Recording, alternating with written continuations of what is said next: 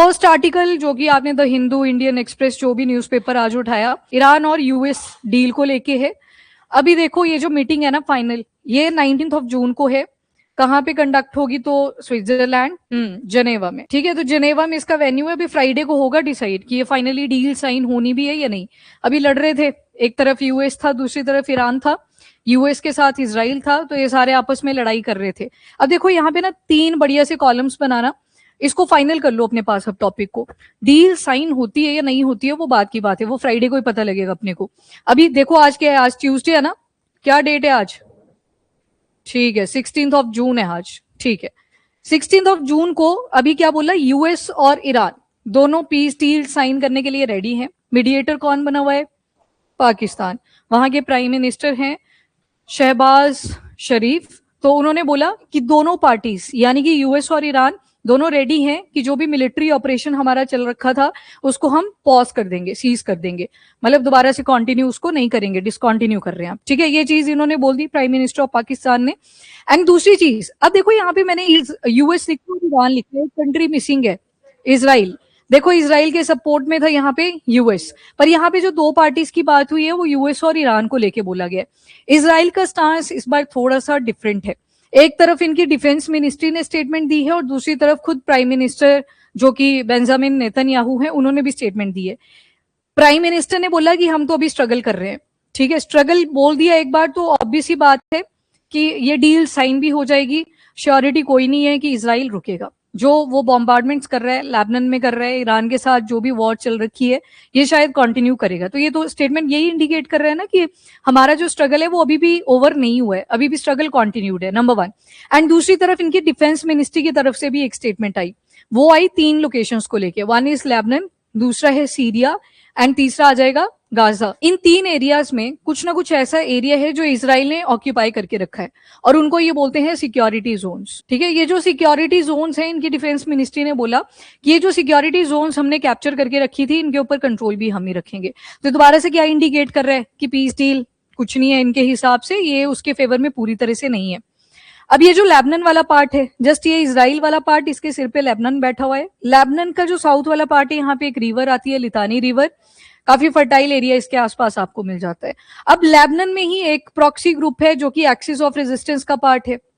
क्या नाम था उसका? हेजबुल्ला।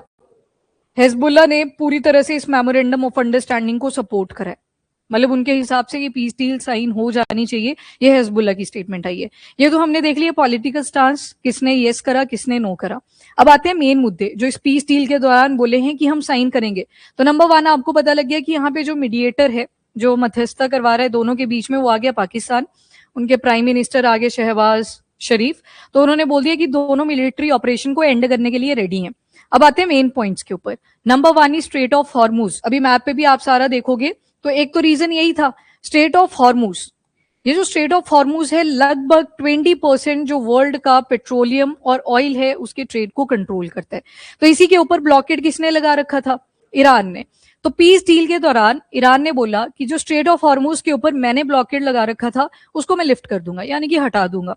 पहली जो स्टेटमेंट ईरान की तरफ से आई, पर जब डील साइन होगी तब। अभी के लिए न्यूज़पेपर में तो आप ऐसे देख रहे हो ना कि हो गया स्ट्रेट ऑफ हॉर्मुज में जो ब्लॉकेड लगा था वो ओपन हो गया। और इंडिया का जो एलएनजी टैंकर है, एक लिक्विफाइड नेचुरल गैस का एक टैंकर है हमारा जिसका नाम है दिशा, तो ये अलाउ भी कर दिया है इस अनाउंसमेंट के बाद कि आप जाइए। Liquefied natural gas, main ingredient इसमें मीथेन रहती है। एलएनजी में जो मीथेन स्टोर करते हैं हम, वो बहुत ही लो टेम्परेचर के ऊपर स्टोर किया जाता है, -160 डिग्री सेल्सियस, माइनस में है। क्रायोजेनिक कंडीशन को मेंटेन करना पड़ता है। जहां पे भी शब्द आया क्रायो, यानी कि लो टेम्परेचर की बात हो रही है। ठीक है, तो ये तो अलाउ भी कर दिया इस अनाउंसमेंट के बाद। पर अभी याद रखना, ये जो स्ट्रेट ऑफ हॉर्मुज के ऊपर ब्लॉकेड लग रखी थी, कि एक तरह से जो पानी का ये वाटरवे है इसको बंद करा हुआ था ईरान ने। ये लिफ्ट पूरी तरह से कंप्लीट होगा जब वो स्विट्जरलैंड में कंप्लीट मीटिंग इनकी हो जाएगी। डन। एंड दूसरी चीज, जब स्ट्रेट ऑफ हॉर्मुज से ईरान ऑयल को एक्सपोर्ट कर रहा था तो इनके ऊपर लग रखे थे सैंक्शन। यूएस ने कमिटमेंट दी है कि ये जो सैंक्शन हमने लगाए थे इसको हम लिफ्ट कर देंगे। तो दोनों ने क्या बोल दिया, पर ये भी कब लिफ्ट करेंगे? जब ये पीस डील साइन हो जाएगी। अभी पीस डील तो पहले भी हुई थी, एक बार बोला हो गया पॉज सब कुछ, पर उसके बाद आपने देखा दोबारा से इन्होंने कंटिन्यू करी, एक दूसरे के साथ फाइट जो थी इनकी कंटिन्यू रहती है। तो नंबर 1 पॉइंट तो किसको लेके था? स्ट्रेट ऑफ हॉर्मुज को लेके। नंबर 2 आ गया जो ईरान के न्यूक्लियर प्रोग्राम्स चल रखे थे। 3 इंपॉर्टेंट साइट्स हैं, इस्फाहान, नतांज एंड फोर्दो। यहाँ पे ईरान ने कहीं ना कहीं अपने जो यूरेनियम एनरिचमेंट के प्रोग्राम्स हैं उनको चला रखा था। तो एक तो कीवर्ड याद रखना, यूरेनियम एनरिचमेंट। अभी के लिए ईरान ने कमिटमेंट दे दी है कि हम एक तो न्यूक्लियर वेपन्स को होल्ड नहीं करेंगे, नंबर 1, एंड नंबर 2, जो हमने यूरेनियम को एनरिच करा था, जो भी हमारे पास स्टॉक पाइल है, जितना भी यूरेनियम हमने एनरिच करके रखा हुआ है, वी आर रेडी कि हम उसको डाइल्यूट कर देंगे। डाइल्यूट का मतलब क्या हुआ? कम कर देंगे, मतलब अब हमें नहीं चाहिए, जैसे कि आप बोल रहे हो, यूएस बोल रहे हैं। तो यहाँ पे ट्रंप आ जाता है। ट्रंप ने बोला कि पहले हम पूरी इंस्पेक्शन करेंगे, इंस्पेक्शन के बाद देखेंगे स्टॉक पाइल का क्या करना है। एज यूजुअल थोड़ा सा रहता है वो एनर्जेटिक की, मतलब मेरी चलेगी। पर यहाँ पे यूएस की तरफ से जो ओवरऑल ऑफिशियल स्टेटमेंट आई है वो ये कि 60 दिन लगेंगे अभी डिसाइड करने में, ये जो यूरेनियम एनरिच्ड है इनके पास, इसका करना क्या है। तो अभी के लिए 60 दिन है, एम्बिगुअस है दोबारा से चीजें, डिसीजन नहीं लिया गया है कि एक्चुअल में क्या किया जाएगा इस यूरेनियम जो एनरिच हो चुका है ऑलरेडी। एंड तीसरी चीज जो कि इजराइल का स्टांस ही आपको दिखाती है, हाँ, और भी बहुत सारे छोटे मोटे जो एसेट्स होते हैं उनके ऊपर भी सैंक्शन लगा रखे थे यूएस ने, तो कमिटमेंट करा है कि इसको भी हम लिफ्ट कर देंगे। एंड इजराइल का स्टेटमेंट याद रखिएगा फ्रॉम प्राइम मिनिस्टर एंड और डिफेंस मिनिस्ट्री। लेबनान के केस में वही है कि लेबनान हो गया या फिर सीरिया वाला पार्ट या गाजा वाला पार्ट, जो भी एरिया हमने कैप्चर करके रखा था वो कैप्चर्ड ही रहेगा। मतलब ये कहीं ना कहीं क्या शो कर रहे हैं कि हम पूरी तरह से फेवर में नहीं है आपकी ये जो पीस डील साइन हुई है। अभी जैसे आपने बोला कि आज 16 जून है, अभी इन्होंने बोला है कि हम कतर में भी मिलेंगे। पहले कतर में क्यों मिलना है? वहां पे प्रेपरेटरी मीटिंग करनी है कि कैसे कैसे हमने स्विट्जरलैंड के अंदर जाके ये मीटिंग साइन ऑफ करनी है, मतलब पूरी तरह से इसको कंप्लीट करना है। तो एक प्रेपरेटरी मीटिंग भी होगी इनकी कतर में। तो अभी भी देखो थोड़ी सी एम्बिग्यूटी जागी हुई है यहाँ पे, अभी कतर में मिलेंगे, कुछ सिनारियोज चेंज हो सकते हैं, अभी भी पॉसिबिलिटी है। फिर फाइनली आप देखेंगे 19 जून को, यानी कि फ्राइडे, जिस दिन स्विट्जरलैंड ये लोग जाएंगे और वहां पे फाइनली इस मीटिंग को फाइनलाइज करेंगे। और पूरा वर्ल्ड का अगर स्टांस देखें, वो भी चाहते हैं कि ये थोड़ा सा स्टेबिलिटी अगर मेंटेन हो जाती तो ऑयल, पेट्रोलियम, इसके जो प्राइसेस हाइक हुए हैं ये रिड्यूस हो जाते। अभी क्या हुआ, जैसे ही अनाउंसमेंट हुआ ना, 5% का ड्रॉप भी आया ब्रेंट फ्यूल के प्राइसेस में, और ये पहुंच चुका है 83 बैरल्स, एक बैरल का $83, इतने पे ये वैल्यू आ गई है। तो जैसे अनाउंसमेंट करी तो ऑब्वियस सी बात है प्राइस में स्टेबिलिटी भी आएगी जब ये डील साइन हो जाएगी। ये तो अनाउंसमेंट पे ही हो गया सारा चेंज, तो ऑब्वियस सी बात है जैसे डील अगर साइन होती है तो प्राइसेस में भी स्टेबिलिटी आती है। एंड इंडिया के लिए क्यों बार बार बोला जा रहा था कि दिशा को अलाउ कर दिया गया? दिशा को अलाउ कर दिया बिकॉज इसके अंदर कौन सा टैंकर है? ये एलएनजी टैंकर है, और हमारी तो यूरिया की फैक्ट्रीज बंद पड़ी हुई थी। क्यों? क्योंकि उसमें रॉ मटेरियल आपको एलएनजी चाहिए था। इतना सारे हमारा जो, चलो चलो फटाफट से, तो इतने सारे सेक्टर हैं हमारे जो लिक्विफाइड नेचुरल गैस के ऊपर डिपेंडेंट रहते हैं। तो जब ये टैंकर आता है तो इंडिया के लिए डेफिनेटली बहुत बड़ी बात होती है। तो आफ्टर अनाउंसमेंट सबसे पहले यही वाला टैंकर आया, दैट इज एलएनजी टैंकर, नाम है इसका दिशा। याद रख लेना, वैसे ही क्या पता होता है, कई बार पूछ लिया आपसे, प्री के अंदर कुछ भी पूछ सकते हैं, आपने पेपर देख लिया। रिजल्ट भी आ गया आज, कितने कितने बने, मार्क्स दिखाए इस बार? नहीं दिखाए, चलो ठीक है, बाद में करते हैं बात। हाँ जी, ये सिनारियो क्लियर हुआ। अभी फ्राइडे तक यही चलना है थोड़ा सा। उसके अलावा जो इंपॉर्टेंट आर्टिकल्स आ रखे हैं, इंडिया और स्वीडन को लेके अपडेट्स आ रखी हैं, इंडिया और स्लोवाकिया को लेके अपडेट्स आ रखी हैं, वो करेंगे कल। उससे भी इंपॉर्टेंट आर्टिकल्स कुछ आ रखे हैं, पहले उन पे हम फोकस करेंगे आज। ये वाला क्लियर है सभी को? ठीक है, तो यही आर्टिकल्स आप देखो, ये देखो लेबनान वाला पार्ट रहेगा, देन इनकी जो पॉलिटिकल स्टेटमेंट्स आई हैं वही सारा, ब्लॉकेड के बारे में बात करी। एंड थोड़ा सा मैप के ऊपर अब आप देखो तो ये ईरान वाला पार्ट आया, नीचे आप देखेंगे पर्शियन गल्फ है, और ये वाला गल्फ ऑफ ओमान, यहाँ पे ओमान है, इसके जस्ट ऊपर जो खाड़ी बनती है उसी को क्या बोलते हैं? Gulf of Oman. और ये क्या आ गया? Straight of Hormuz. इस बार यूपीएससी प्री में सिंपल सा क्वेश्चन पूछ लिया था कि out of the following countries कौन कौन सी पर्शियन गल्फ के अराउंड लाई करती हैं, तो ना उसमें एक ऑप्शन इजिप्ट दे रखी थी मेरे ख्याल से, और एक सीरिया थी। तो ये दोनों तो बहुत ही दूर पड़ रही हैं, दिख ही रहा है हमको अगर मैप हमने डेली ऑब्जर्व करा है। और 2 ऑप्शन थी, कतर और एक बहरेन था। तो हमें पता ही है कि पर्शियन गल्फ के बिल्कुल जस्ट साइड में थी। मतलब मैप बेस्ड क्वेश्चन आया था, इजी था, पर जो न्यूज में थे एरियाज उसी में से सवाल पूछा गया। नाउ यहाँ पे ध्यान से देखना, ये ईरान है, इसकी बॉर्डरिंग कंट्रीज को आज ही फाइनलाइज कर लेना है। अब इसके बाद अगर कोई भी आपसे पूछे तो आपको पता होना चाहिए, मतलब मैं ही पूछूंगी पर आपको पता होनी चाहिए कि ईरान की बॉर्डरिंग कंट्रीज क्या क्या हैं।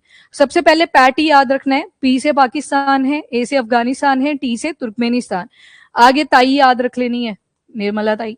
तो टी फॉर तुर्की आ जाएगा, और ए से अर्मेनिया, अजरबैजान, और आई से इराक।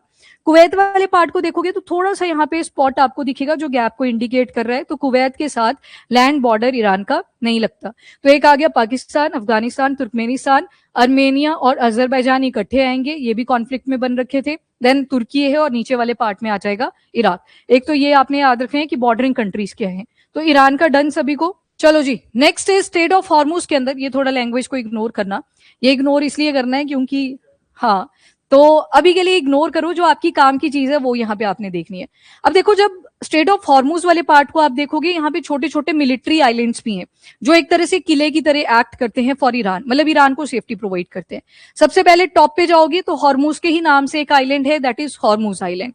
पर इसकी जो लोकेशन है ना, एक छोटा सा आइलैंड है उसके ऊपर जाके है, तो इसकी इंपॉर्टेंस इतनी ज्यादा नहीं है जितना नाम सुन के आपको लग सकता है कि स्ट्रेट ऑफ हॉर्मुज, उसी के जैसा आइलैंड का नाम है हॉर्मुज। इससे भी ज्यादा इंपॉर्टेंट है लारक आइलैंड। लारक आइलैंड क्यों? जब भी टैंकर या शिप्स यहां से जाएंगे तो सबसे पहले चेक कौन रखेगा इनके ऊपर? लारक आइलैंड। तो लारक आइलैंड की इंपॉर्टेंस ज्यादा बढ़ जाती है। और उसके जस्ट ऊपर देखोगे तो हॉर्मुज है, और पूछा जाए पर्शियन गल्फ के ईस्टर्न मोस्ट एंड पे या स्ट्रेट ऑफ हॉर्मुज के ईस्टर्न मोस्ट एंड पे जो ईरान पोर्ट को यूज करता है टू चेक कि कौन सी शिप आ रही है, कौन सी जा रही है, वो कौन सा है? लारक आइलैंड है। बेशक ईस्टर्न पे देखोगे थोड़ा सा डायरेक्शन वाइज तो हॉर्मुज है, पर इंपॉर्टेंस किसकी ज्यादा आ जाती है? लारक की। ऑल्दो हॉर्मुज भी इनका मिलिट्री आइलैंड की तरह एक्ट करता है। देन यहाँ पे आएगा काशम, जो कि बहरीन से डबल साइज का है, तो एरिया पूरा डबल है, तो काशम इनका बड़ा सा आइलैंड है। और काशम पे बिल्कुल सदर्न टिप पे जाओगे तो यहाँ पे एक और आइलैंड आता है जिसको बोलते हैं हैंगम। हैंगम आइलैंड भी किसका है? तो ये मिलिट्री आइलैंड है ऑफ ईरान। यहाँ पे दो आएंगे, एक है ग्रेटर तुम, ग्रेटर वाला याद रखना ये स्ट्रेट ऑफ हॉर्मुज की तरफ को है, ग्रेटर तुम, एंड एक आएगा लेसर तुम। और इनके लेसर तुम के जस्ट नीचे एक अबू मूसा आपको मिलेगा। ये अबू मूसा वाला जो आइलैंड है ये कॉन्फ्लिक्टेड है ईरान और यूनाइटेड अरब एमिरेट्स के बीच में, पर यूएई का इसके ऊपर ज्यादा कंट्रोल है नहीं, ईरान ही इसके ऊपर कंट्रोलिंग रखते हैं। और थोड़ा सा और आगे आप जब जाओगे, इस वाले पॉइंट पे यहाँ पे जब पहुंचोगे तो यहाँ पे आएगा खार्ग आइलैंड। खार्ग आइलैंड से ईरान लगभग 90% जो ऑयल है उसका एक्सपोर्ट करता है टू डिफरेंट कंट्रीज। ठीक है जी, तो ये मैपिंग बेस्ड जो चीजें हैं वो आपसे पूछी जा सकती हैं। अभी आपके हिमाचल वगैरह का पेपर भी आना है तो उसमें ये डेफिनेट से क्वेश्चन है जो बन सकते हैं, तो प्रिपेयर रखना। क्या खार्ग आइलैंड में फ्रेश वाटर अवेलेबल है? यस, तो पढ़ा था ना आपने, लाइमस्टोन वगैरह की अवेलेबिलिटी थी, तो उसमें पोरोसिटी की वजह से फ्रेश वाटर भी ये होल्ड करके रखता है। एंड इसके बाद आ गया लेबनान। तो लेबनान तो सिर्फ दो ही कंट्रीज के साथ बॉर्डर्ड है। ऊपर का पूरा एरिया ये सीरिया, नॉर्थ वाला पार्ट, ये नॉर्थ आ गया। ये साउथ में आप देखोगे इसराइल वाला पार्ट है। ये आ गया आपका ईस्ट, ये आ गया साउथ। तो साउथ ईस्ट वाला पार्ट या नॉर्थ ईस्ट वाला पार्ट सारा किससे कवर्ड है? सीरिया से। साउथ में इसराइल आ गया और इस तरह पूरी वाटर बॉडी है विच इज मेडिटेरेनियन सी। ठीक है, मैपिंग डन ये वाली। आज इतना ही करते हैं, बाकी मैप में थोड़ा थोड़ा बीच में ऐड कर लिया करेंगे, इनको लर्न कर लेना पर।